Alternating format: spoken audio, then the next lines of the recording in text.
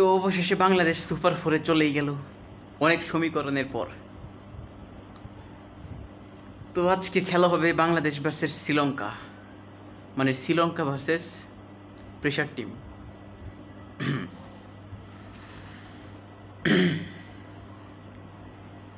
বাস শ্রীলঙ্কার খেলা দেখবেন আর বাংলাদেশে শুধু প্রেশার। আর সবচাইতে বড় মানে প্রেশার যেটা আজকে হবে, যদি পরে ব্যাটিংও করে বাংলাদেশ সাইফ হাসান, আর যদি ফার্স্টেও ব্যাটিং করে সাইফ হাসান, ধরে নাকি তো মানে তানজিদ তামিমের সাথে সাইফ হাসান, তানজিদ তামিম যদি চলে যায় সাইফ হাসান এমনি আগে চলে যাবে।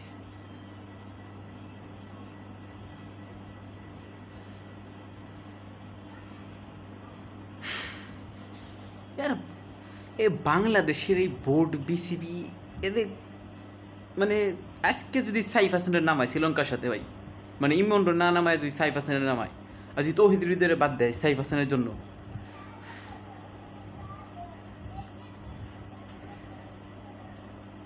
ভাই কি আর বলার, বকা দিয়ে স্যার আর কিছু করতেও পারবেন না, নিজেকে থাপ্পড় দিবেন আর কি। এমনি শ্রীলঙ্কা ইমন টিম, মানে বাংলাদেশের মেন্টালিটি টার্গেট কত থাকে, আমরা আজকে 160 করবো, ওইটা করতে যে 140 আটকে যায়, আমরা আজকে 180 করবো, ওই মেন্টালিটি 160 70 80। আর আমাদের জাকের আলী প্রত্যেক বলে বলে 400 মারতে হবে না ভাই।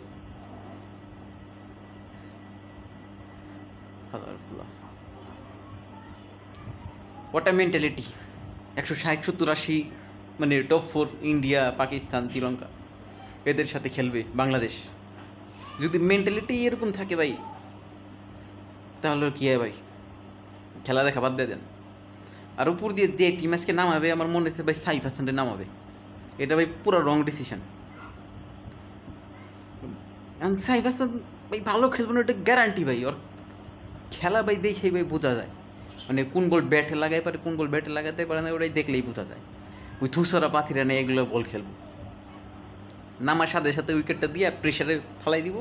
আর যদি তানজিদ তামিম চলে যায় বাংলাদেশ 130 35 40 সেমভাবে, আবার দর্শকদের সেমভাবে, মানে ভালো টিম নামাবে না। উপর দিয়ে গত ম্যাচে 4 বলার নামাইছে, আজকে দেখেন 5 বলার নামে আবার কীরকম টিম করে থুয়ে দেয়। মানে বিসিবির যদি দৈরে আমি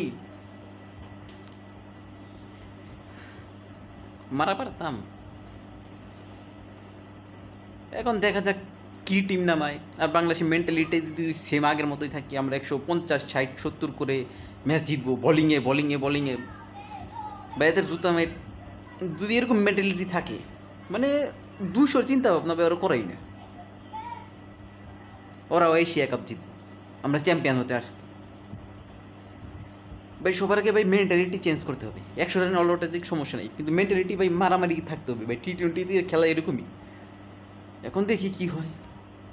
বাস দোয়া করে করে এই মায়ের দুয়া টিম এ পর্যন্ত চলে আসছে। এখন দেখি দোয়াতে আজকে যদি জিতে, পাকিস্তানের সাথে যদি জিততে পারে ভাই ফাইনাল। এখন মেন কথা ভাই আজকে জিততে হবে, আজকে জিতলে ভাই ইন্ডিয়ার সাথে পারবো না, মানে আজকে হারা মানে বাংলাদেশ আউট। সমীকরণ দিয়ে লাভ নেই ভাই, মানে ইন্ডিয়ার সাথে পারবে না। এখন ফাইনালে গেলে ভাই ওটা যে কোনো কিছু হয়ে যেতে পারে ভাই, ইন্ডিয়া থাকলেও হারাই দিতে পারে, কোনো সমস্যা নাই। কিন্তু ভাই পাকিস্তান আর শ্রীলঙ্কার সাথে ভাই জিততেই হবে, মানে এটাই সমীকরণ। অনেক দান্দাবাজ আছে, অনেক সমীকরণ করবে, অনেক কিছু করবে ভাই, সব ফাউল, সব ফাউল। আজকে হারা তো বাস।